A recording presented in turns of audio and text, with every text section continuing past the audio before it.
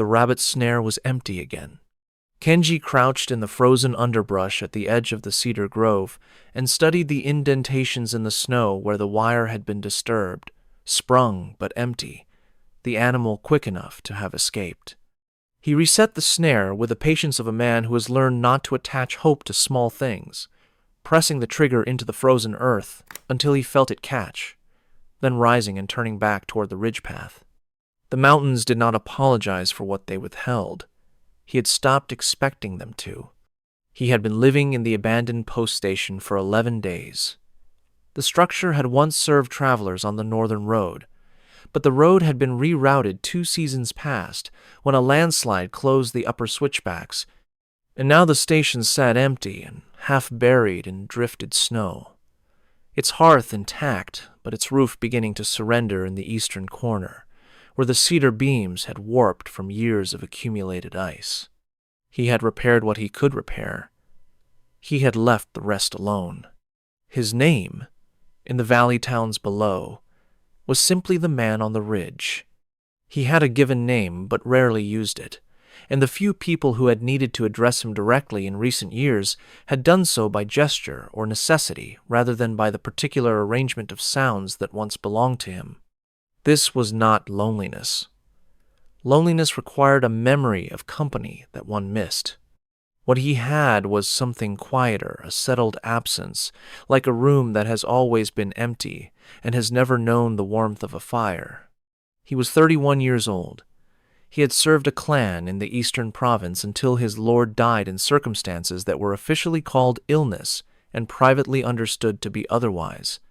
And the hierarchy that had given his life its shape had dissolved in the way that hierarchies dissolve when the man at the center of them is gone, suddenly, completely, leaving nothing behind but the obligation to continue breathing.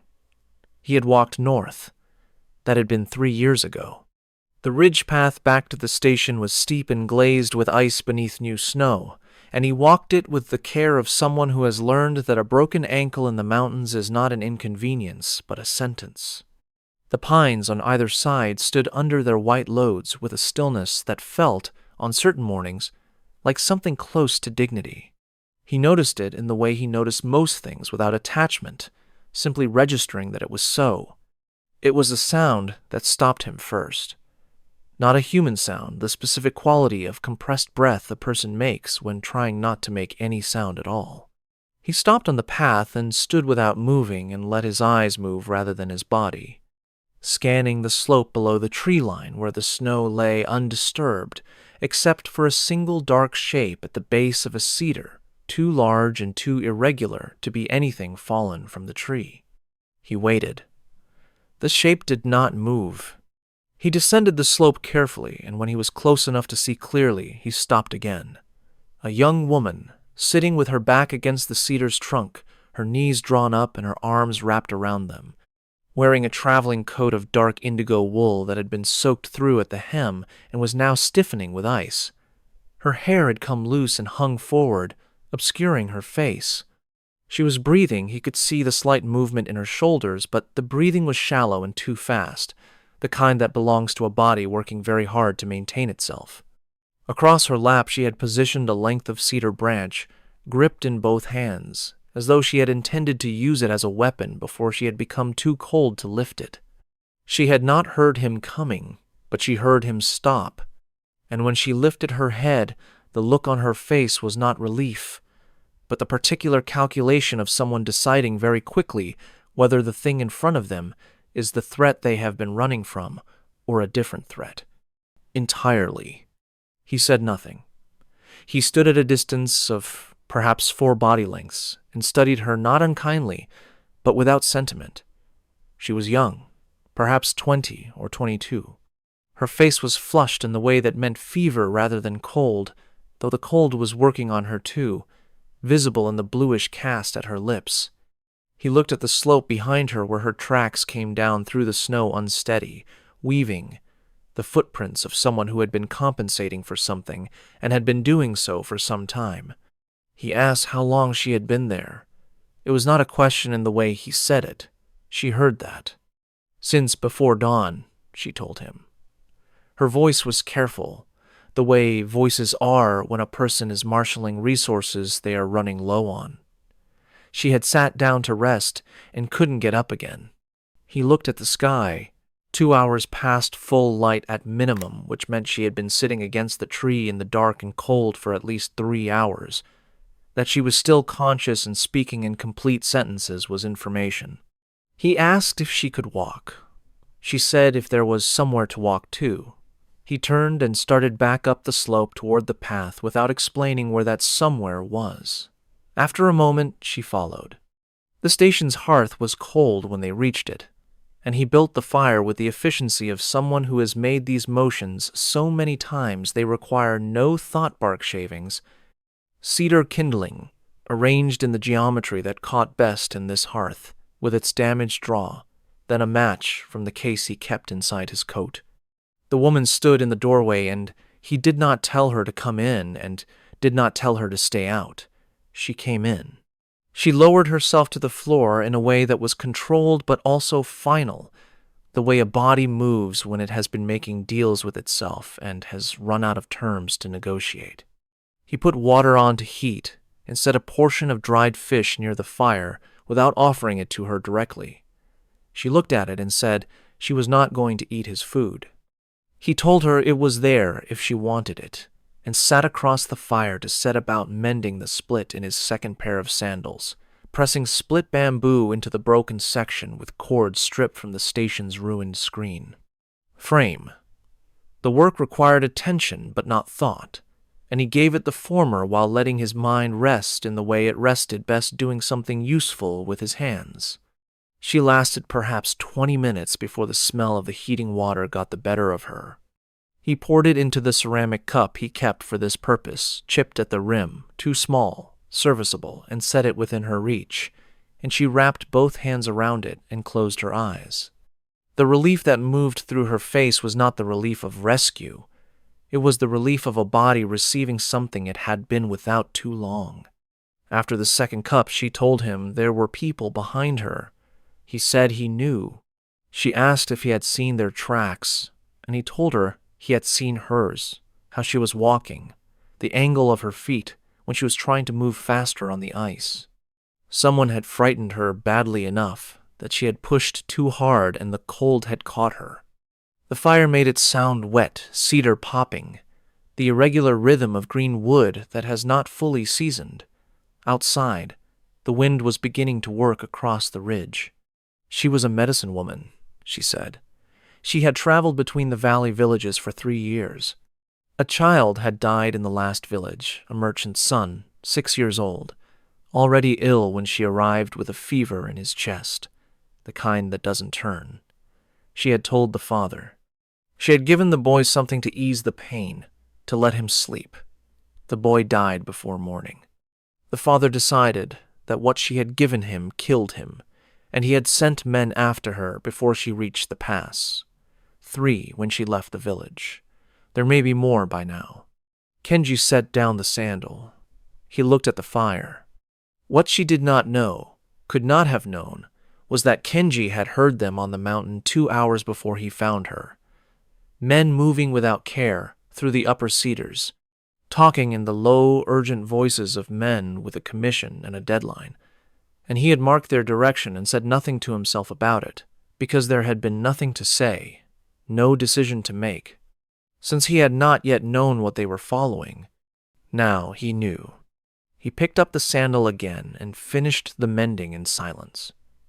The station, filled with the smell of cedar smoke and the particular close warmth of a small space with 2 people in it, and after a while, she pulled the damp coat away from her shoulders and spread it near the hearth, and sat in her plain gray travel kimono, well mended at the sleeves, road-stained, and the color began to come back into her face in the careful way that warmth returns to something that has been very cold.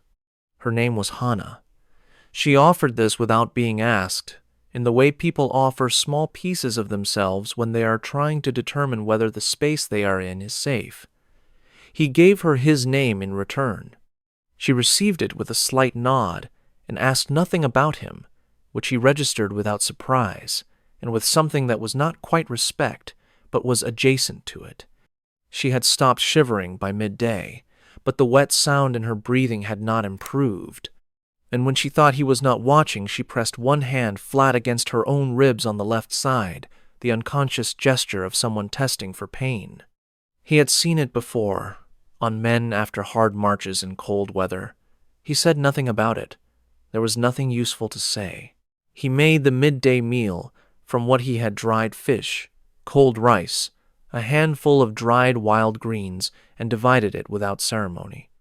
She ate her portion completely and quickly, with the focused attention of someone who has been deciding for hours whether the cost of eating outweighs the cost of not eating, and has finally resolved the question. "You don't ask why I'm still here," she said, when the bowls were empty. "You can't walk the South Pass in the condition you're in. The fever will peak tonight. Tomorrow you'll be able to walk, or you won't be." She absorbed this. "You know about fever. I've seen enough of it." She reached into her pack and produced a cloth bundle, unwrapping it to reveal an assortment of small ceramic and wooden containers, some stoppered with wax, some wrapped in treated paper. She moved through them with the efficiency of someone who has done this inventory so many times it requires only her hands, checking, replacing, setting 2 containers aside from the rest. "I have something for the chest. I should have taken it hours ago. I was saving it." She looked up briefly. "I'm not going to give you my entire supply of anything, but I'm also not going to lie in this building being useless if I have something that would help." He watched her prepare the remedy dried herb crushed between 2 smooth stones, added to water heated in a narrow-necked bottle over the fire's edge, then covered and steeped with the focused patience of someone for whom the timing of these things is not approximate but exact. The smell that came off it was sharp and mineral, like pine resin cut with something darker, threading through the cedar smoke. She drank it slowly and then sat very still, eyes closed, breathing deliberate, not resting but attending to something, monitoring her own interior in the way that healers monitor patients, which is the same faculty turned inward. The particular quality of her stillness focused inward attention of someone who understands the body's language and is listening for what it says was not something she performed for his benefit or even appeared aware of. And it was this absence of performance that made it the most honest thing he had seen in some time. The men came at dusk. He heard them while he was splitting the evening's wood outside the station, 3 of them on the main path, moving with the heaviness of men who are cold and frustrated and have been walking since morning without finding what they came for, but are not yet willing to give up. He did not go inside to warn her. He set the axe against the woodpile and stood where they could see him and waited. There were 3, as she had said, wearing the livery of a merchant house, brown and dull yellow, cloth heavy and expensive in a way that was meant to be noticed. The one in front was a hired man, not a family servant.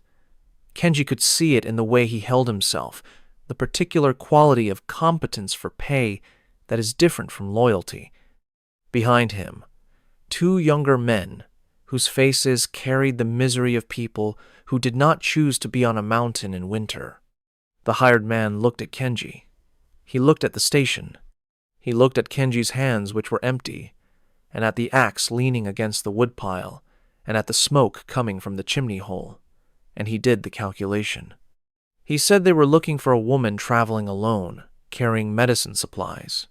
Kenji told him there was no one here but himself. The hired man studied him for the length of several breaths. He was experienced enough to know a lie when he heard one, and experienced enough to measure the cost of pressing it. He looked at Kenji's build, at the sword at his hip, at the particular quality of stillness that some men have, and that is not the stillness of a man who is afraid.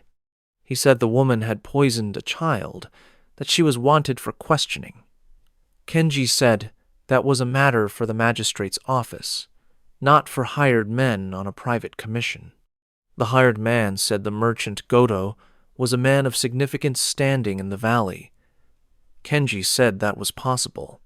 He said nothing else, and the nothing he said had the quality of a door closed firmly from the inside, not locked against anyone, simply shut, the way a man shuts a door when he is finished with whatever is on the other side of it.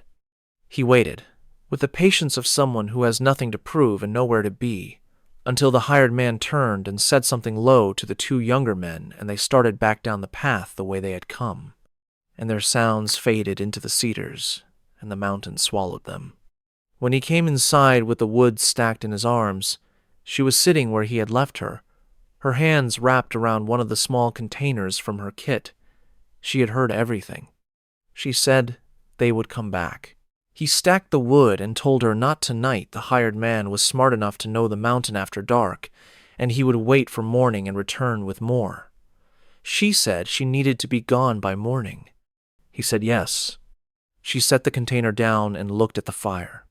She told him she had not killed the boy. The fever in his chest had been working for 4 days before she arrived, and she had given the boy something to make the breathing easier, to let him sleep without pain. He was going to die whether she was there or not. She looked at Kenji and said he did not know her. He said he knew what fever in a child's chest looks like when it's gone past turning, that he had seen it, that it has a sound and you learn the sound. He sat and began building the evening fire from the new wood. She had known what she was looking at. The thing that moved through her face then was not gratitude. It was something older and more complicated than gratitude. The particular expression of someone who has been carrying a weight in isolation and has heard for the first time the sound of another person acknowledging that weight without asking to take it from them.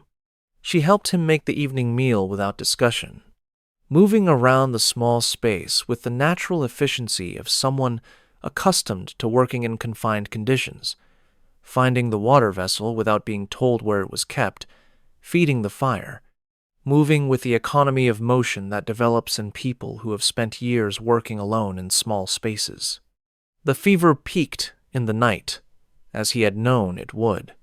He sat near enough to be useful and far enough to leave her the dignity of being ill without an audience, keeping the fire at a consistent height through the long hours, adding wood on a schedule he measured by the fire's own needs. She slept fitfully and twice woke in the grip of something, and he said nothing, only waited, and both times she returned to a quieter sleep without requiring anything of him.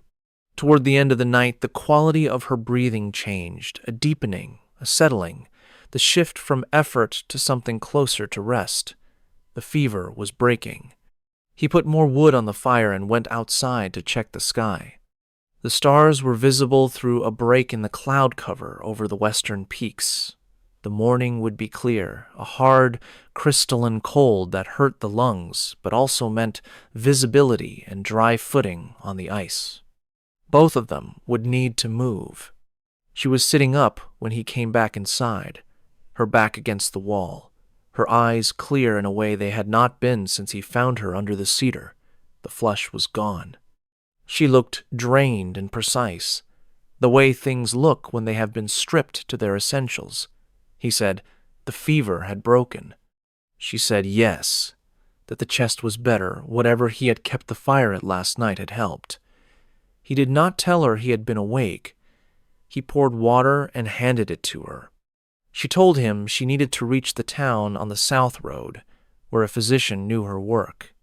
If she reached him before the merchant's men reached the magistrate, she had a chance to present what had actually happened. Kenji said the South Pass was a 4-hour walk in good conditions, and she was not in good conditions.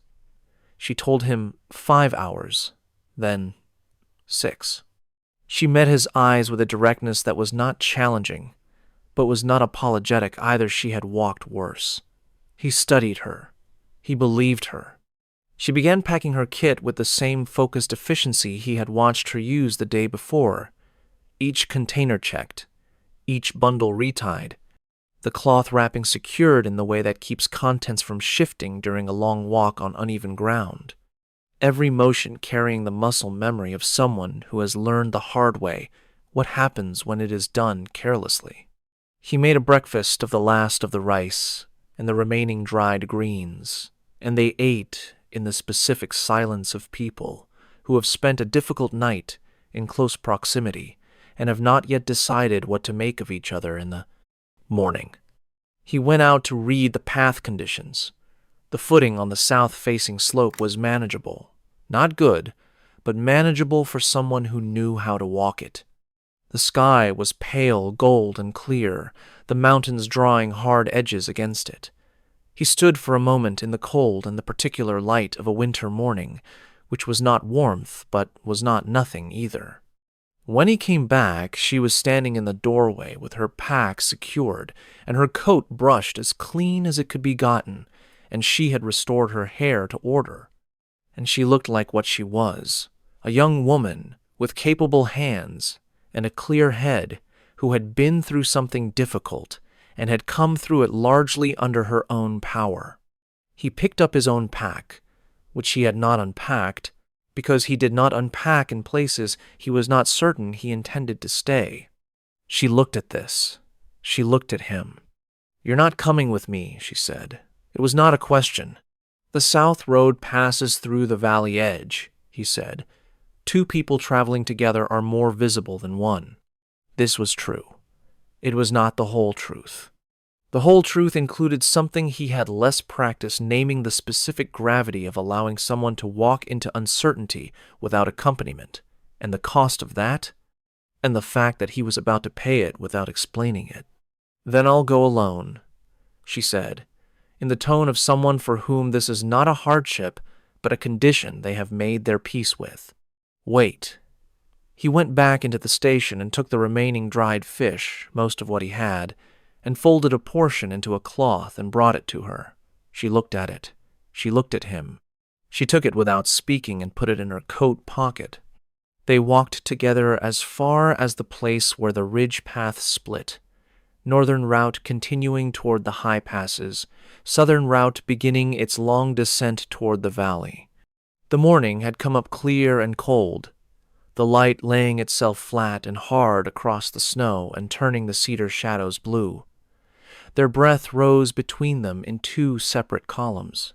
She stopped at the fork. He stopped. There was a silence between them that lasted perhaps 10 seconds, and that contained, in the way that silences sometimes contain things that sentences cannot, the specific acknowledgement of two people who have seen each other at some genuine level and are now returning to the separate paths that produced them.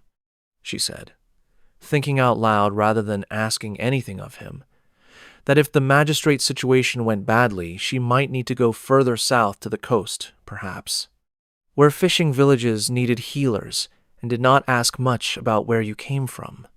He said he knew those villages, the ones worth stopping at. She looked at him. A question moved through her face that she did not ask. He reached inside his coat and took out a small piece of paper and a piece of charcoal from the fire kit. He wrote in plain script, a name, a village on the coastal road, and the name of a person there. He folded it and held it out. She took it. He told her that person knew him, that he would know she had come from the mountain and would not ask more than that. She folded the paper twice more and put it inside the inner pocket of her kit bundle that would keep it dry. With the focused attention of someone who understands that small things done correctly are what allow the large things to survive, she thanked him. The words were simple and unelaborated, not performed. She meant them. He nodded once, the way he nodded at things that were true. She turned and started down the south path, her footsteps careful and regular in the snow, her pack carried with the practiced balance of someone who knows exactly how much is in it and has distributed the weight with care. He watched her until she reached the first switchback, where the path curved around the face of the ridge. Just before she turned, she paused, not looking back, only a pause, the brief arrest of motion that could have been a stumble caught before it happened, or could have been something else entirely. Then she walked on, and the trees took her. He stood at the fork for a time he did not measure. The morning light moved across the snow the way it moves in the mountains quickly, with a quality of intention, as though it has somewhere to be. A wind came across the ridge from the west, and moved through the cedar tops with a sound like an intake of breath held and released. Below, the valley lay pale and wide, the frozen river a gray thread through the white farmland, and the southern road beginning where the cedars ended. He thought about the coast. He had not been there in 2 years. He had reasons to stay on the mountain that were not reasons so much as habits, the particular inertia of a life organized around solitude, the way solitude becomes, over time, not a choice but a condition, and then not a condition but a gravity. He had been aware of this for some time without doing anything about it, because the alternative had not presented itself clearly enough to be actionable. He was aware of it more clearly now. The moment that shifts a man is rarely the moment it appears to be. It is almost always an earlier moment that has been quietly working, invisible and patient, until the weight of it finally overcomes whatever was holding the old arrangement in place. And by then, the man is already changed, and the decision is not a decision so much as a recognition. He looked south. The path she had taken was a white line between the dark cedars, marked by her footprints moving down and away, steady and evenly spaced. He looked north, where the high ridge waited with its particular emptiness, its particular cold. The snare on the lower slope was empty and would probably stay empty. The station's roof was going to give in the eastern corner before the deep of winter, and he had repaired what he could repair and had left the rest alone. The fish was gone. These were practical considerations. He was aware that they were also something else. He picked up his pack and settled it on his shoulders with the motion of someone who has performed this action in every condition and knows exactly how it sits and what it weighs. He looked once more at the station crouched in its clearing with the patient resignation of a structure that has outlasted its purpose, and the smoke from the morning's fire was thinning from the chimney hole. In a few hours it would be gone. He turned south. He walked. His footsteps fell into the track her footsteps had made, not deliberately, but because the packed snow offered better footing, and this was where the footing was best.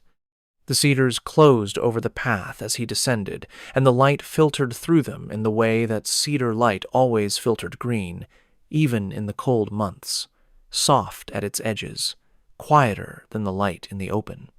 He did not move quickly. She had a head start and her own considerable capacity for managing herself under difficult conditions, and she did not need him to catch her. That was not what this was. The mountains behind him held their silence in the way mountains hold things completely, without effort, without sentiment. The cedar smoke from the station's hearth had dissipated into the winter air and left no trace.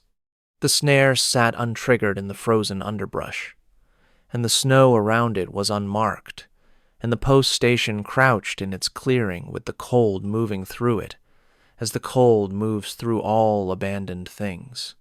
Without hurry, without apology, simply occupying the space that has been left available. He was somewhere on the southern path, below the ridge now, and the valley was close enough that he could hear, on the wind, the distant sound of a temple bell marking the midday hour in one of the villages below. She would hear it too, on whatever section of the path she had reached.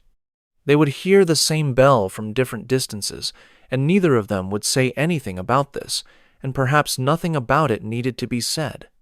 The path descended. The light was still good. The weather would hold for at least one more day before the next storm came across the western peaks, which was enough. It was enough.